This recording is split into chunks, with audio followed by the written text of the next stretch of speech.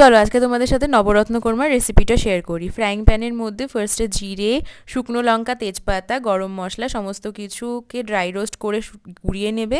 তারপরে তেলের মধ্যে লবণ আর হলুদ দিয়ে পনিরগুলোকে ভেজে তুলে রাখবে।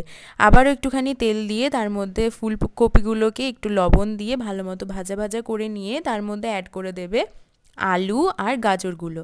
সেটাকে হালকা ভেজে নিয়ে তার মধ্যে একটু নরম সবজি যেগুলো মানে বিনস আর ক্যাপসিকাম সেটাকে পরে একদম লাস্টে অ্যাড করবে। তার সাথে 1 চামচ নুন আর ওই ভেজে রাখা আর গুঁড়ো করে রাখা যে মশলাটা সেটা 1 চামচ দিয়ে ভালো মতো নাড়াচাড়া করে ভেজে নেবে।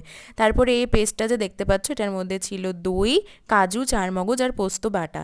সেটাকে একসাথে দিয়ে কষিয়ে নিয়ে 1 চামচ পরিমাণে চিনি দিয়ে 1 গ্লাস পরিমাণে জল দিয়ে ঢেকে 5 মিনিট রেখে দেবে। যখনই এরকম ফুটতে শুরু করবে তখনই ভেজে রাখা পনিরগুলো অ্যাড করে দিলেই আমাদের নবরত্ন কোরমা একদম রেডি।